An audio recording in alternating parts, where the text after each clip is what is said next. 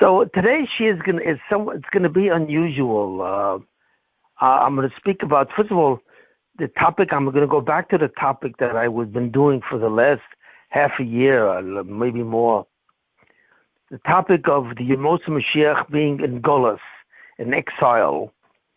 I know people think that we are living before the Yamosa Mashiach, but the fact is that we are living in the Yamosa Mashiach. But the Yamosa Mashiach has gone into exile. The Shekhinah has gone into exile with the Yamosa Mashiach, and I've been substantiating this by pointing out various characteristics of the Yamosa Mashiach.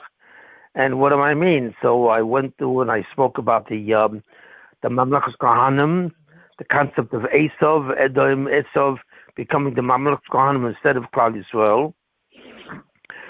I spoke about the Klip of Yishmael, the Arabs and so on, and what their function is last time. And basically this is what I've been doing. So now I'm going to speak about the topic, really an interesting topic.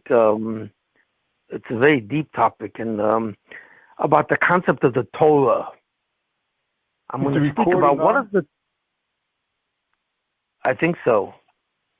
Yeah, we're recording. So what I'm going to speak about is the concept of the Torah and the Yamosa Mashiach. And it's going to really be a fascinating study. And I'm going to talk about many things that most people, really have no idea about. What does the Torah look like in the Yamosa Mashiach? Because what it really says is, O Chodesh Al Tzion To'ir, that God is going to, Mashpia is going to bring down a hashpah, an influence of a new light. And of course, that's a big problem. What does that mean? The Torah will be a new light. Does that mean that the Torah will change from that of Moshe Rabbeinu? No, but it does mean that there's something new that will come down, and we're going to speak about that. Then we're going to speak about the Kabbalah and the history of the Kabbalah. So we've got a lot to talk about. I will not be able to finish it today, and I will be on this topic the next time also, at least the next time. So I'm going to start to talk about other characteristics of the Yamosa Mashiach. But today I'm going to speak about something very, very deep. And I just hope that I succeed in explaining it well. It's not an easy concept and so on. The concept I'm going to speak about, which is the beginning of the concept of Torah, is the concept of Haskalah. Now we know what the Torah mentions in the Nevi'im and the concept of Haskalah. The Torah doesn't say to use the word Haskalah, but the word Haskalah really means Chokhmah. It means understanding, and Haskalah is a very different word than the word Chokhmah, which means really wisdom, or Bina means understanding. So we know that there's a pasuk that says. There's a famous pasuk in the Navi that says, "Al tishalal hachacham b'chachmaso." Let not the wise man glory in his wisdom. V'hagibor v'gevuaso, and the strong man glory in his physical might, strength. V'asher b'ashroi, and the rich man glory in his wisdom. Ela im tishalal, if he's going to glory, zois tishalal, he should glory in this. What? Haskell Yodea Isi, that he knows who I am in terms of Haskalah. That's what the pasuk says. That's what God says to you. That the most important consideration that I have in terms of my relationship with people, the Zolosoi, is that the person understands me, Haskel, understands me and knows me. And we're not clear what that means. What does that mean, Haskalah? And I'm going to explain that a little later on today. We're trying to do that. Because the concept of Haskalah in some way relates to the 50th gate, the Nun Sharei Bina, the 50th gate of the Torah. Now we know that the Torah was given in 49 gates. There are 49 levels of depth of the Torah. And these are called the Memtes, the 49 Sharei Bina. But we know that the top level is the 50th gate, the Nun Sharei Bina. And we know certain things about that 50th gate. I've said it in the past, and I'll kind of repeat it. that the 50th gate, first of all, has never come down to the world. That's right. It's never appeared in the world since Adam. It did not appear with Adam, and it never really came down in a way which is accessible. But that 50th gate, the 50th gate, was a new light. It was really like a new light that's vastly superior to any level of Torah given before it, and so on. So I'm going to talk about the 50th gate also, something about the history of it and so on and so forth. But fundamentally, we know that the 50th gate is what the Pasuk refers to, Haskell v'yodei oisi. There's something about if I know God in the 50th gate of wisdom and understanding, then that's the beginning of really understanding who God is, and so on. And the 50th gate will definitely be given only when the Mashiach arrives. In a certain sense, the 50th gate is with us, but in exile, and I'll talk about this a little bit later. But when the 50th gate appears finally, certain critical things will happen. The first thing, when it says here, Kimitzion takes the Torah. From Zion comes the Torah. And what's Zion? Zion is the 50th gate. It refers to Yerushalayim, which has access then suddenly to the 50th gate of Torah, and that's supposed to be awesome. They say that the knowledge of the 50th gate is incredible. I mean, you know so many things. You have such wisdom of why, for example, even in your own life, no one really knows why his personal life is structured the way it is. But the fact is that if you had the 50th gate and you understand, you apply this to your own life, you would know everything about what happened to you. You would know why you were born at the time and why you were born to your parents. You would know a lot about your childhood. You would not know a lot about the woman that you married or the children that you have. You would basically be able to understand the details of your whole life, exactly the cause of your whole life and why it looks the way it does. The 50th gate also gives a complete understanding of human history, where suddenly all the events in human history do not take place randomly, just like this, but they take place because of a specific continuity. There's a continuous movement throughout human history where one generation is connected to the previous one, which is then connected to the previous one. And there's a kind of a cause and effect relationship in all the generations, and we would have a clear knowledge of this. Finally, what I'm going to try and explain in a certain way, the 50th gate and all the gates above it are connected to the concept of Zichur HaGuf. Now, what do I mean by Zichur HaGuf? This is one of the most powerful concepts that exists in Judaism, although almost nobody knows what that is. It's mentioned by the Lutzato, or Moshe Chaim Lutzato, where he says that the whole purpose of creation was that God should create the worlds and everything called Olam Hazeh in this world, and bring it down to the level from spirituality to physicality. First, the world was put into time.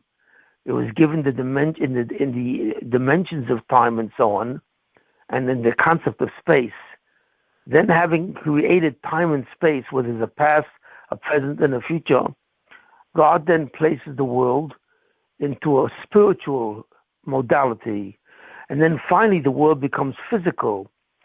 So we have this kind of continuous descent of the world from the highest levels where it existed before time and space, and then finally when it exists in time and space, and in spirituality, and finally in physicality.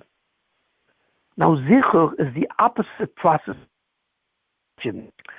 whereas God took the world from the highest level before time and space to the lowest level where the world exists not only in time and space, but it exists in a physical modality. It's actually physical. And mankind exists as a body and a soul merged together.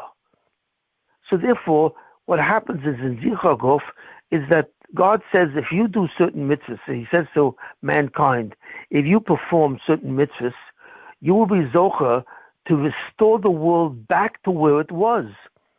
Just as the world descended from an era of no time and space, so it's not an era really, no time and space, it will be restored to go from physicality back upwards to a world where there's no time and space anymore.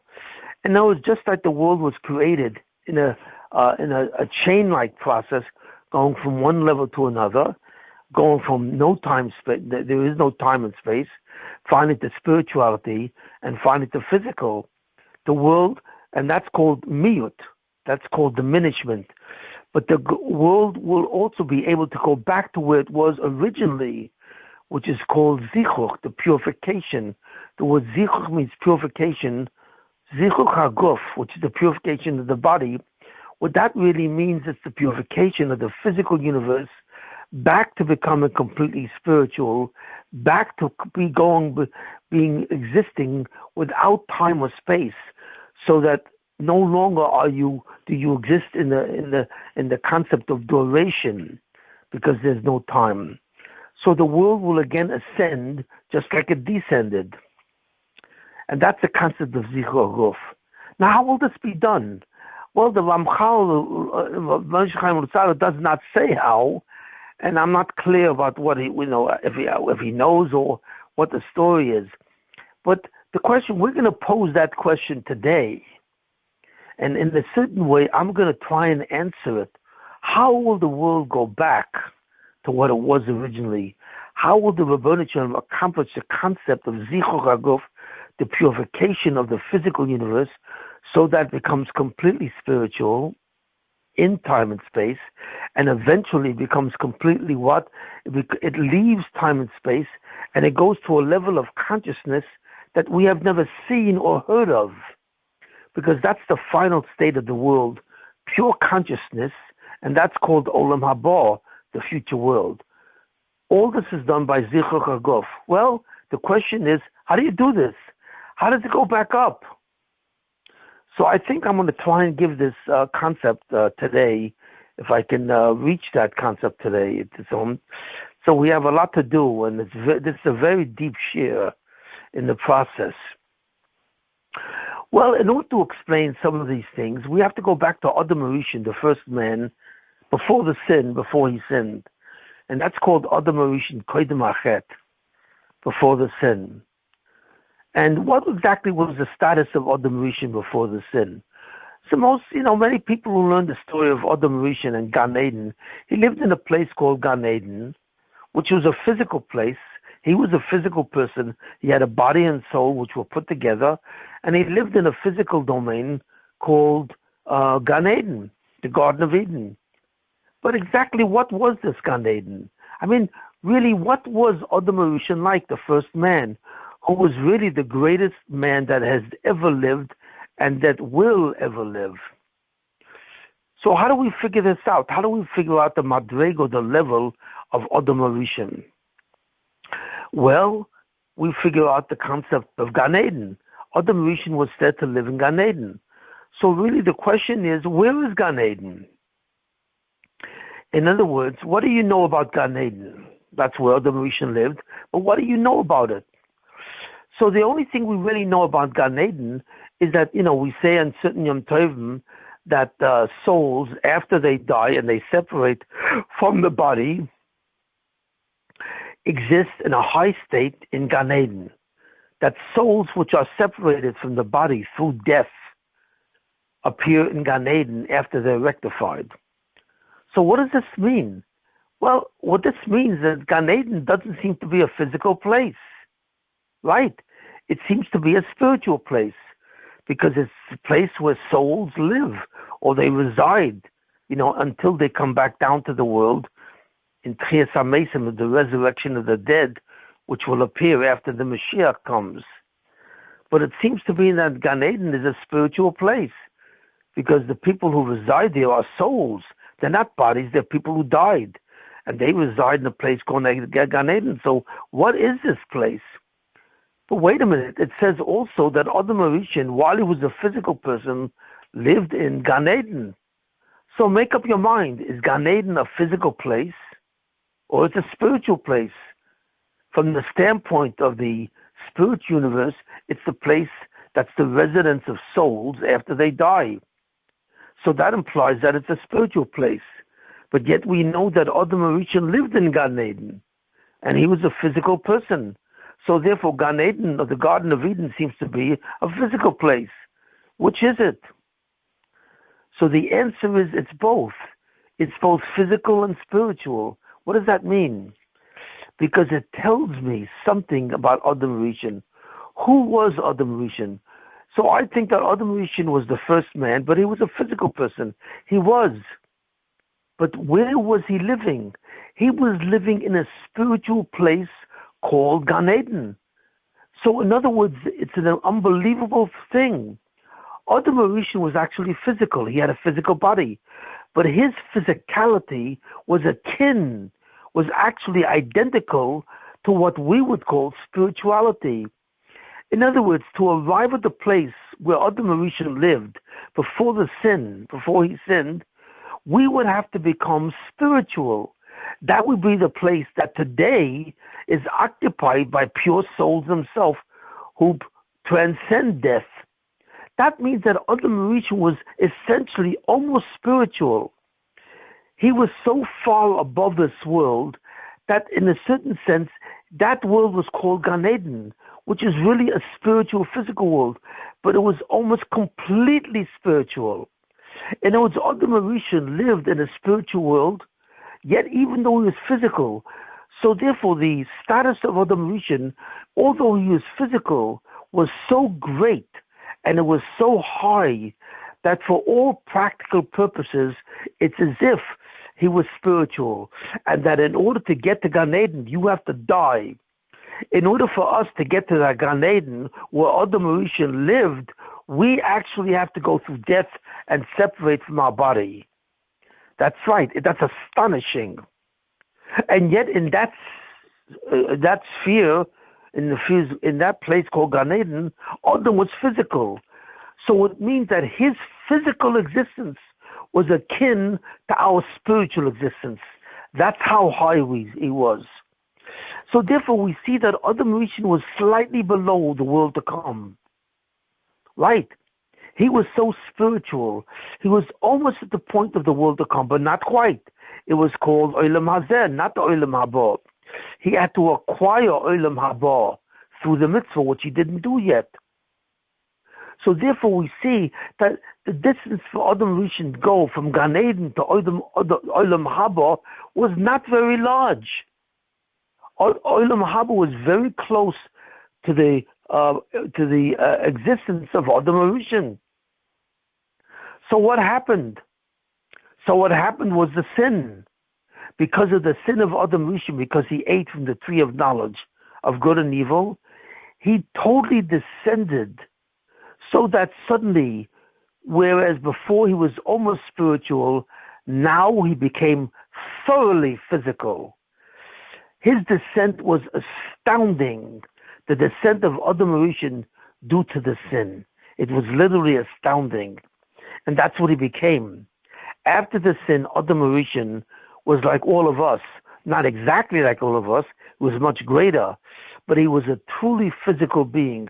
He lost all his spirituality, and therefore he was very far away from Olam Haba, the future world.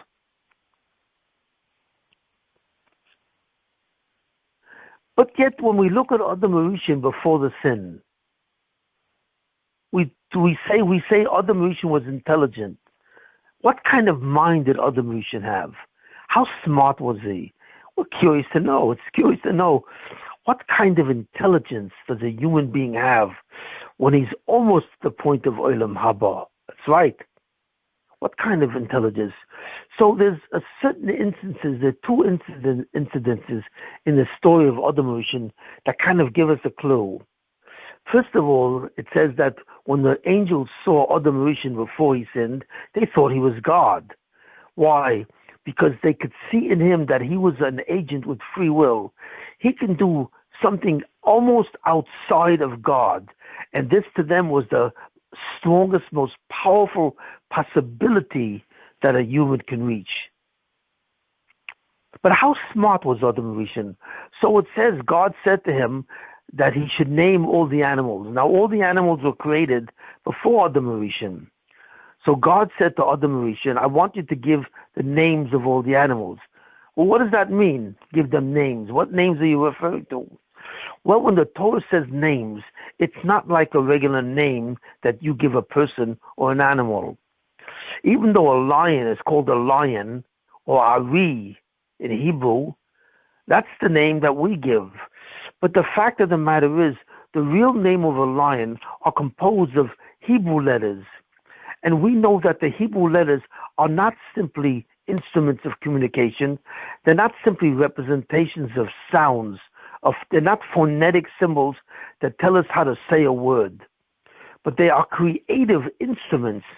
In other words, when God created the world, he created everything in the world through the 22 letters of the Hebrew alphabet. That's right. The name of something, of any entity that God created, was included in the name. The name of that person or that animal or any entity that he created was included in his Hebrew name. Because the Hebrew name, the letters of his Hebrew name were actually the letters that were used to create that entity. So therefore, the Hebrew letters are completely different than the letters in any alphabet in the world. All alphabets in the world are simply phonetic symbols that tell you how to pronounce a name. But the Hebrew letters, the 22 Hebrew letters, and so on, are not simply phonetic symbols. They are actually creative mechanisms that, when said in some way, which is very mysterious, they can actually perforce create an entity which becomes that being. If you use, for example, if you want to create the animal, God pronounced its name in Hebrew in a certain way, and from the name, the animal, the existence of the animal was created. So this is something very different than the way we understand it. So what did God say to Adam Rishon? God said to Adam Rishon, I want you to give the names of all the animals. What was he referring to? He's referring to the Hebrew name.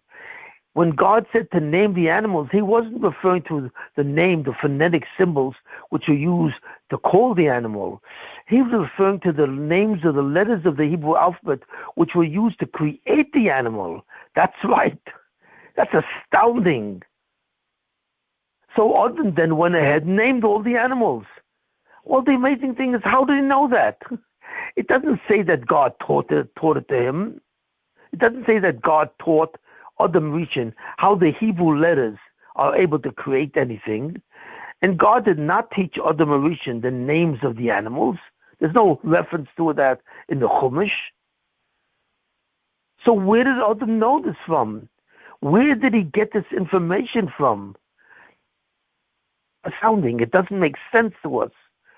No hint of that is given. I'm not sure if there's a medrash on that, if the medrash says anything, if any of you know. But the question is, where did Adam Rishon get this astounding knowledge of being able to name the creative mechanisms which God used to create all the animals? Well, I'm going to try and answer that question, and I'll have to answer that question a little bit later.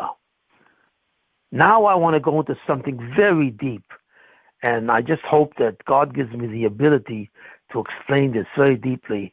It's extremely subtle, and it's something that I don't think any of you have ever heard.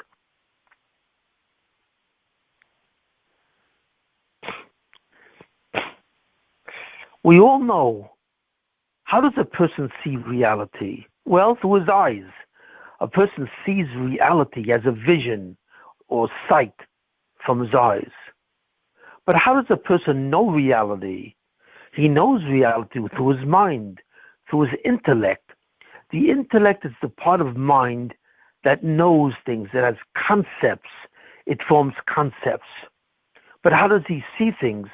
Well, he has a sensory perception from his eyes and from all the other sense organs. But let's examine these two qualities of the mind. The fact is, that a person knows reality only from his mind. When a person sees something, that sight is really not part of the object. That sight is an image that's created by his mind, his brain, and then his mind, and forms the image in his mind. And this image becomes the sight that he sees. In other words, whenever you see something, you are not looking at something. There's no such thing as sight. Sight is nothing more than an image which is produced by the mind of a person. And that image exists in the mind of a person. All the senses are the same thing. Sight, hearing, touching, smelling, tasting. Every one of these senses occurs in the mind. They do not occur in the object that you are sensing. Sight does not exist. There's no such thing as seeing something. You are really seeing what's in your mind. You're seeing the image that your mind is creating and placing in your mind. Your mind is like a blackboard. And on the blackboard, your mind is creating a certain picture. And what you see is the picture that appears on the blackboard. But is that the picture of the object? No. An object is not represented by a picture. There's no such thing as a picture. There's no such thing as seeing. What you're seeing is what your mind is telling you is the image of that object that it's creating for you. And the same thing with all its other senses.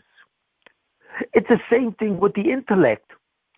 When the mind thinks of something through thoughts, not through sensory perceptions, but thoughts. When you have a thought, what are you really thinking? What is thinking and thoughts? Thoughts are about concepts. What is a concept? How is a concept different than a sense perception? In other words, how does the concept of another person differ from the vision of another person, from the sight? Well, they're very different, although the mind produces them both. The mind produces a concept through a thought in the mind, and the mind produces a sensory perception, seeing, but it's all in the mind. But what's the difference between a sight, which you see something, and a concept that you form of the thing? So in other words, let's say, well, to look at a certain object, a cow. If you look at a cow, you see it. You form an image of it. 4 legs, it has a body, it has a head, it goes, I mean, these are all properties of a cow. It gives milk and so on. These are various properties of a cow. These are part of its image. But a cow is also a concept. How is the concept? Well, what a concept is, it compares the idea. It forms a new kind of image, not a vision, but the new kind of image is called an idea. The word idea refers to a concept. What is that? You understand what a cow is. You know, it's not what it looks like. It is something. And what is the definition of a cow? Well, let's look at it. A cow is an animal. So if you look at the construction of an animal, you see, first of all, that an animal is composed of a substance. So a cow is composed of a substance. Secondly, a cow is also alive. It has life. It has a quality called life, where it's proactive in its choices. A cow does things that it wants. So a cow is not passive, where something happens to it, but it is active, where it performs an action that it wants. And that's called proactivity. It has life. So in that sense, a cow is similar to a plant, because a plant is composed of a substance, a plant, and it's also what? It's also composed of what? Of life. A plant is alive, whereas a table is not alive. So therefore, a plant has 2 fundamental properties similar to a cow. You know, it's a substance and it has life. But a cow has more than just substance and life. A cow also is called sentient. That means it has certain sense organs. A cow can see. It forms a vision. What that vision looks like, we really don't know unless you're a cow. But it can actually see something with its eyes. It has eyes, which are sensory organs and capable of sight. and it actually sees a vision of something. Now, can a plant see things? No. A plant does not have senses. It does not have sensory organs. So therefore, the mind of a plant, and a plant does have a mind in a certain way because it's alive, but the mind of a plant has no ability to form a vision, a sensory image of anything. A plant is therefore much lower on the scale of life than a cow. So therefore, what is a cow? The definition of a cow. A cow is an animal that what? Is composed of a substance. It's composed also what? Of a life. It also has life. And it's also composed of senses. It can see. So we begin to see that there's a big difference between a cow and a plant. Now, there's something that a cow does not possess, because when you compare a human being to a cow, a human being has substance, he has life, he's sentient, he sees, but he has one more thing that a cow does not have, at least to the degree that a human has. And what's that? Well, we say that a human being is rational.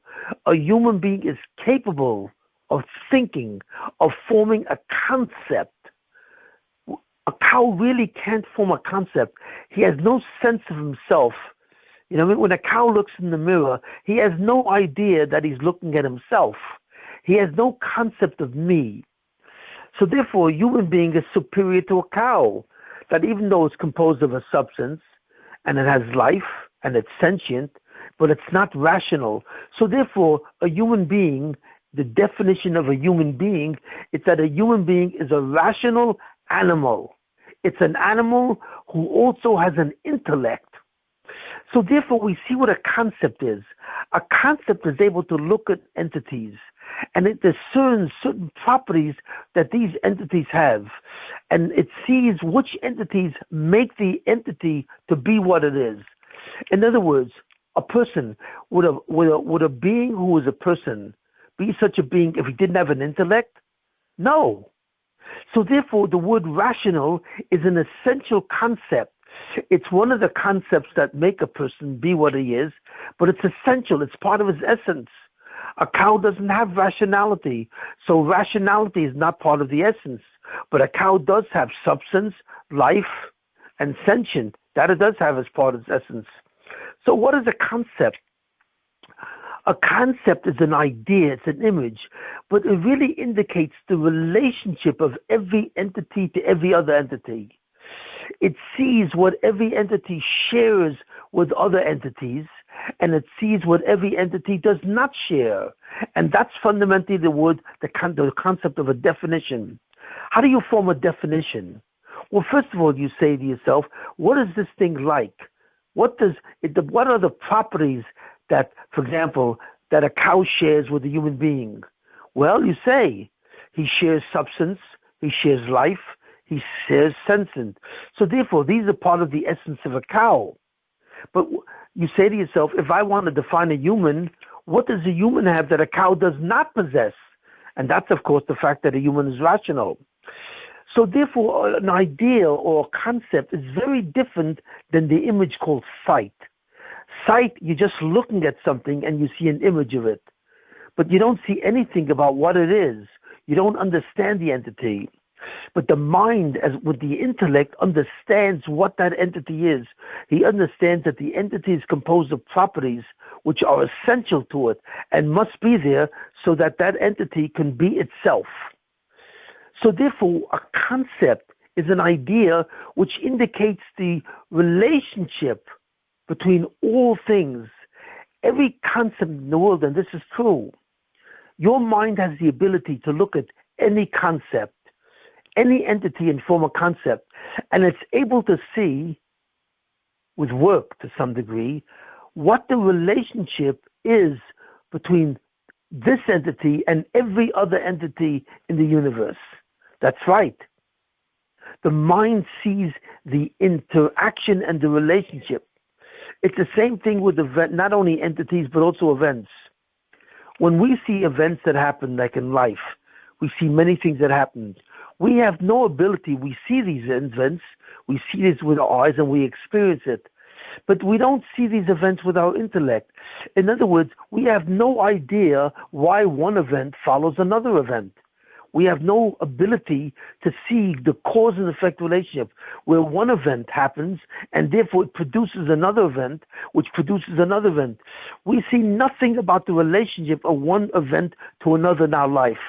It seems to be in our life, events are considered random. One day you make a lot of money. The next day you lose a lot of money. One day we feel great. The next day you feel terrible. Is there any continuity to this? Is there anything which can explain the continuity of events? No, nothing. So therefore, when we see with our eyes, we experience life, but we do not experience the relationship between all entities and all events. We don't. But the only thing that can experience the relationship between everything in the universe, all entities, all things, and all events that occur is the intellect. And it does this by concepts. Because a concept is nothing more when we define it as the connection between one event to another, one entity to another. So therefore, the mind gives us something, or I should say the intellect. The intellect is a part of the mind which gives us the image of concepts. And this is able to show us the internal interaction relationship between all entities, the connection between all entities, and the continuity, the cause and effect relationship between all events. Now, we do not know it automatically. We have to think about it. But if we're able to discover this, we are able to formulate theories. So that's why history, for example, which is an attempt to explain the events of history, attempts to show cause and effect relationship in the events of history. Now, we don't know if these cause and effect relationships are true. We really have no idea if they're true. But we're able to think about that. So we're able to think about, why was there a Revolutionary War? What did the Revolutionary War in America have to do with the way England was treating us? You know what I mean? Or what did it have to do with different people, with George Washington and James Madison?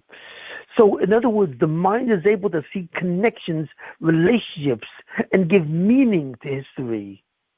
The eyes cannot do that. The eyes can only see something, an image, but it does not form a concept. Therefore, it cannot produce connections. And that's the difference between a vision, which is produced by the eyes in the mind, and a thought, which is produced by the intellect in the mind.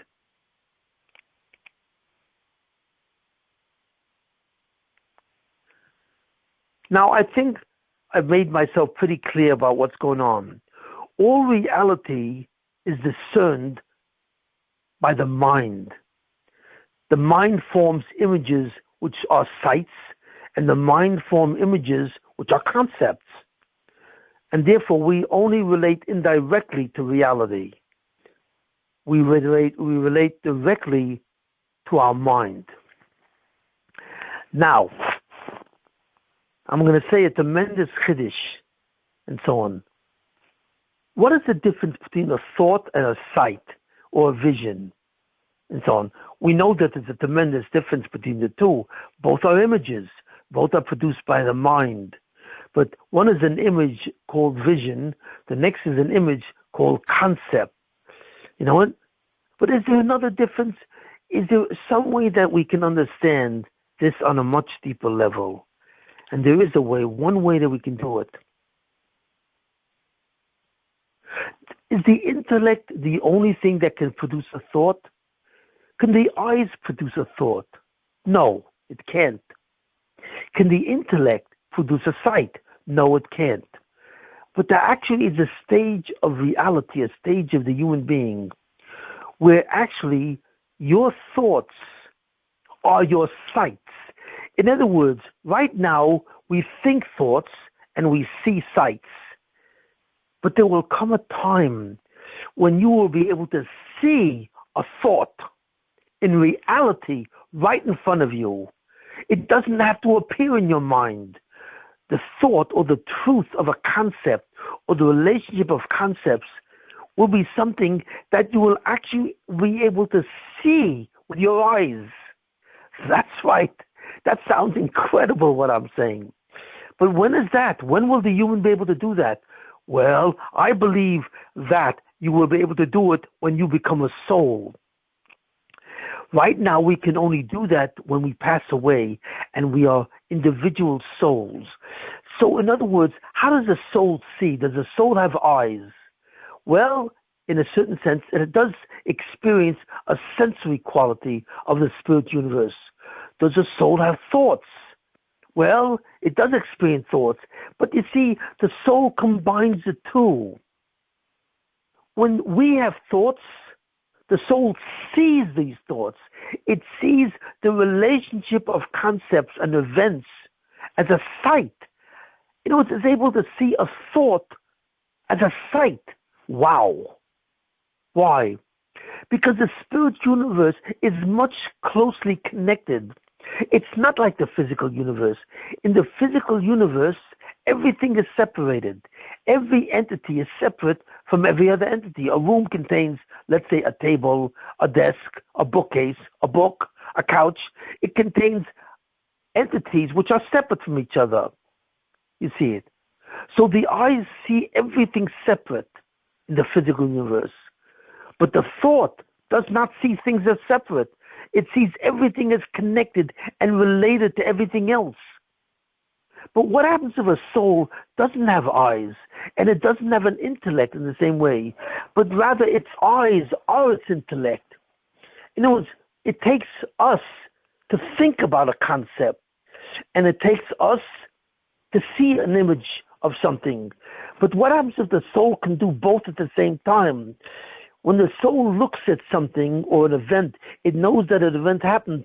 It can actually see what is happening in concept. It can see it as a sight, not a thought that's buried in the mind or in the head. It actually sees it through the eyes of the soul. It sees the whole connection that event or that entity has with every other entity. So in other words, when a soul sees another soul, what does it look at? Does it have an image of the soul? No. Does it have a thought of the soul? No. When it looks at another soul, it suddenly automatically understands who that other soul is, why he was created, what his purpose is, why he came down to the world, why he left the world. In other words, the soul sees the totality of truth that relates to every soul. So therefore, the soul has no strangers. Only in the physical universe is the concept of a stranger, where I can see someone and have no idea who that person is. But when the soul sees another soul, it instantly knows who that soul is, or it instantly knows who that angel is. So in other words, along with the sight of something comes a total understanding, a total connection of that thing with everything else. This is absolutely amazing, isn't it? And this now suddenly explains what I asked before about Adam Rishon. As I said before, something very powerful. Adam Rishon, was spiritual, and he was almost on the level of Olam Haba, slightly less. So therefore, Adam Rishon, obviously when Adam Rishon saw something or he understood something, it's completely different than the way we see and we understand something. So in other words, when God said to him, tell me, what is the name of this creature? How did I create this creature? What level, what letters did I create? Adam Rishon simply looked at the animal with his eyes, and suddenly he saw the letters of that created it in the sight itself. These were not separated. The sight of the animal or the vision of the animal was not separate from the whole event of its creation. He could see it. He didn't think it. He saw it. He saw the concept. He saw the image and the concept of what that was, of what that animal was. And that's Adam, that's Adam, even though he was physical. Don't you remember, Adam Rishon was a physical person. But obviously, his level of sight and his level of intellect was so powerful and they were merged, he was able to see the fundamental feature of the creation of an entity by looking at it. Just looking at it, he saw the truth of that animal. So therefore, on the level of Adam Rishon, truth is not a thought. Truth is a vision. It's a sight. That's a tremendous chiddush. And that's how Adam Rishon was able to understand anything and everything. Anything he saw, he immediately understood. So therefore, obviously, any conversation that he had with God was completely, really beyond our comprehension.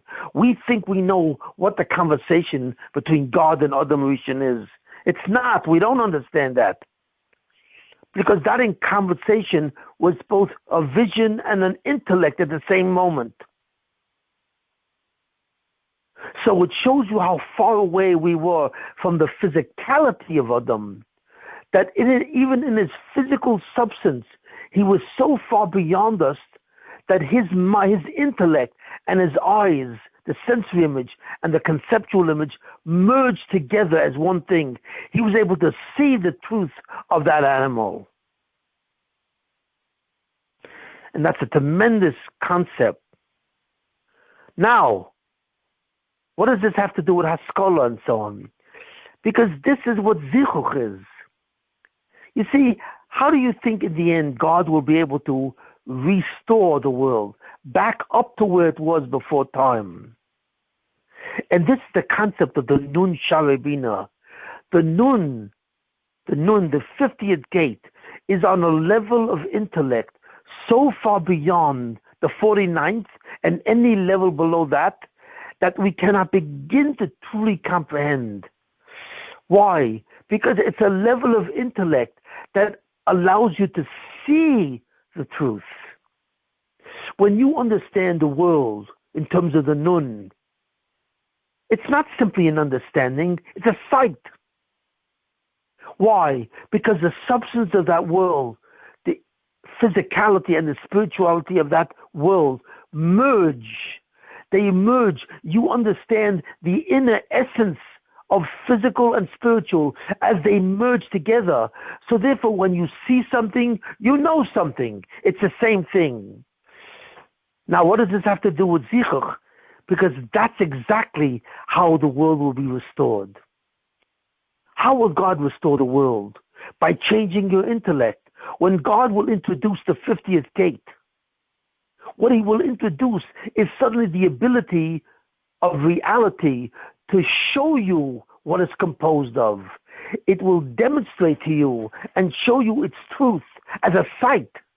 Because suddenly physicality and spirituality become one universe, not two universes. Not a universe of separation, the physical, and a universe of concept or unity, which is the universe of concepts, but one universe. As physicality merges with spirituality, they will become one universe. And so what happens?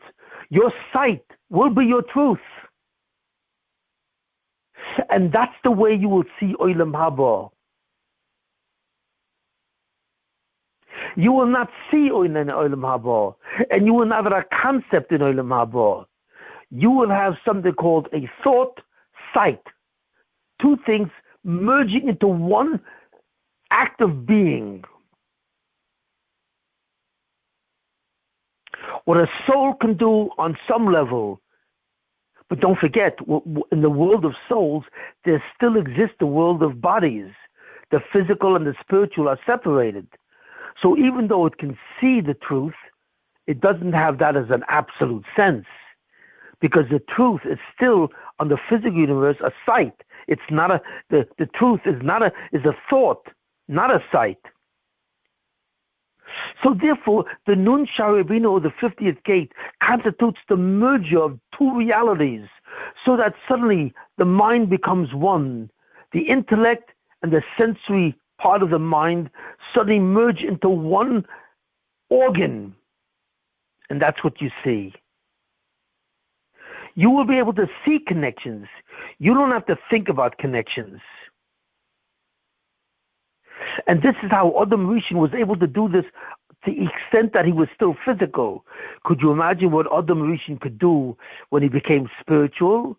Or could you imagine what you will be able to do in Olam Haba? You can't. You can't even begin to understand what I'm talking about. The truth is, I don't even understand what I'm talking about. And that what I'm talking about is called by the word Haskalah. That's Haskalah. It refers to the zichuch of Olam Hazeh, to the purification of Olam Hazeh, where suddenly a thought becomes a vision, where the mind itself sees reality and visions and concepts all as one. Truth is a sight through the eyes. Now we can understand something which is very difficult to understand, but now we can understand how we will understand God. You can't see God. God is not a sight, and you cannot comprehend God. God is not a concept. He's beyond all of that. But there is one thing that God is. God is nothing more manifest in the creation of the world, the physical world, the spiritual world, and finally Olam Haba. And what happens is, as you ascend in your concept, as your concepts become your sights, and you understand the level of depth of the 50th gate all the way up, what you will begin to understand is the unity of all existence. That's right. What's the sum total of a sight and a thought together as one thought? It becomes what? You see unity, achdus, echad, where? In the Bria, in creation. So how do you see God? You see God in the creation, in his creation of the world. But when you see the world, it's not like you see the world now. You will see the world as one super unified creation. You will actually see the achdus of the world. And this is God. God is nothing more or nothing less than the sight of the absolute truth of the world, where the truth of the world becomes a vision. And you will see the vision of absolute unity, or not really absolute unity, but unity. When you look at the world, the universe, and you look at everything that God made, you will suddenly understand and capture the concept of the unity, the actors of this world, how everything is connected, every entity, every insect, every creature, everything which is alive on the world is related to everything else which is alive now and in the past. You can only see them as separate beings, but they're really all related. Every living thing is related to every other living thing, but you cannot see this relationship. Even in thought, it's too difficult. But eventually you will see the truth. You will see the unity, how every living thing is itself part of every other living thing. And how every planet and every star is actually part of everything else. You will see such an actus. And then when you see this superb actus, this unity of everything to itself, every entity to every other entity, and every event to every other event, and suddenly you see the total unity. You will not think that unity, you will see the unity as a vision. Then that's God. That is his actus of God. Because we cannot see God or know God totally in his absolute, not smutsoi. There's no vision or concept of God. Even in the intellect, there's no such thing. So therefore, we have to look at his ratzon, at his manifestation. And that's what? Olam Hazeh, in the form of Olam Haba. Olam Hazeh, in the form of Olam Haba, is what? It's not a concept, and it's not a sight. It's a union of concept and sight together. The ultimate truth is the merger of both of these images together. So therefore, every truth will be a sight that you will see. And every sight that you will see is a truth.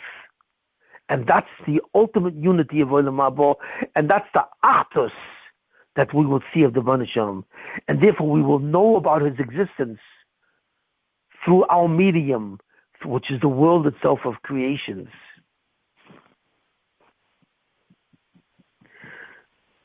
So I hope I have presented this concept and so on to you, and I really hope that I have presented it in a way where you can understand it. I know it's extremely abstract, but in a certain sense, I wanted to give you an explanation of what is zichuch. It's when the world merges together, when ruchnius and gashmius, when spirituality and physicality merge, both as a sight and as a concept together. And it's when will this start?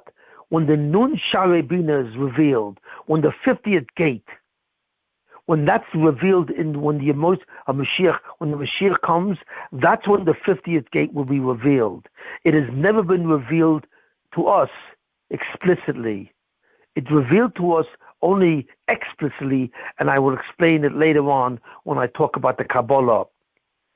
But we have never seen the true 50th gate, where everything comes together as one being, one essence. And this is the figure of God. This is the power of God. This is the unity of God and so on. So I hope I presented this well. Next time I'm going to speak about the concept of Kabbalah and the concept of the 50th gate in Kabbalah and show that this is part of the Yamosa Mashiach. It is only revealed in the Yamosa Mashiach, and it's part of the Yamosa Mashiach in Golus, in exile. So therefore, thank you and so on. And are there any questions? Is this the Torah Shimon. of the first Luchos? They never Yes. put that? Wow. This was the first downloading Luchos. information But onto this. I'm sorry. But it is and it isn't, because I have to give you another shear on that. You know, it's because there's a very strange thing about the first tablets that Moshe Rabbeinu received on Sinai. They were the tablets of the 50th gate, because at that time the Jews ceased to die, but yet the Tayag mitzvahs contained the problem of korbanos. But if you have to bring a korban, it means that you're capable of sinning. So it doesn't make sense. If you're beyond death, why is there a sin? And why do you need 630 commandments to purify yourself from sin, really? I mean, so we have to have a discussion about the whole concept of an avuvia and the zoyim of the nochash, but that's for a totally different later date. But in a way, the Luchas Rishonos had this concept of the 50th gate. And when we have the final the gate, it's really, literally, so far beyond what we know now. And when the Mashiach comes, which is very soon, we will begin. And Amen. that means Kinitio Torah, that's Zion. When the Shekhinah goes back to Yerushalayim and is released from Golus, that's called Zion, Sion. And that's what we mean, Hamarza Shechinot Zion. Why? And because that's the concept of the 50th gate. Anyone else? Wow. Shimon, It sounds first like why? Go ahead. What's that? it sounds like they No, thank you. achieved sorry, you go ahead. No, go, Michael. I'm waiting. Go. It sounds like they achieved this level of understanding even before they got to Luchos, because it says L'chol Hamroin es HaKolos. That's what's Parsha. They saw what was normally heard, and they heard what was normally seen. In a way, yeah. I mean, we were approaching that Madrega. So we possibly had some inkling of what this is. We can see and hear. The sight and the sound became the same thing, which is a meaning of absolute unity. But I'm talking about something much greater. Sight and a sound becoming the same thing is a question of the merger of two senses. But I'm talking about the merger of the sense and concept. That's a much higher level. Right. So did you feel that I explained it well? I mean, did you understand everything I said? I believe so, Shimon. I just wanted to clarify one thing. Very, very deep here. Very deep concept. You see, essentially saying that the beginning, the nun is when will perceive reality, what right now is an abstract, will be able to actually sense it and see it, correct? Is that what you're saying? Right. Okay, I'm saying so, it's the beginning of that process. right. And now, my question, this is more of it's not a question, it's more of it's not a kasha, it's more of a shaila, is in Olam Haba, there'll still be an outside reality, or there the zichuk will be in the self-awareness itself, is really what I was I don't know if you really the zichuk, no, because, right, because I believe it's beyond time and space, so the zichuk will be in the awareness itself. Yeah, right, it means we're going to go up to that point, and then when we jump into Olam Haba, the future world, suddenly we're going to go to a new level. It's called in the 10,000th year. We will go into a totally new level of being that we have never conceived of before, because that level of being does not contain time. There's no reality left. Is that what you mean? There's right. No outside. So well, there is and there isn't. There's a me, but there's no outside. Right. I understand that conflict. We spoke about in the other share. But that would explain why that Medrash says that the Torah of Olam Haba, the Torah of Yamosa Mashiach will be Hevel Avolim to the Torah of Olam Haba. Right. The same way. Right. That would explain it the same way, because it's not just higher. And explain right. The Torah of the Mashiach. No, let me say it this way. The Gemara said that the Torah of Rav ben Avotin and what do you call it, Achi Ashiloni, was so far above everyone in his generation, which is the Nevi'im, because it was the Torah of the Yamosa Mashiach. He was beginning to access the Nun. So the Chazal say that his Torah was so far above every Navi that it's like their Torah was like grass, Hevel Avolim. So likewise will be the Torah of Olam Haba above the Torah of Olam Hazeh. It'll be like a whole new dimension in existence. So stay tuned. You're about to see fireworks.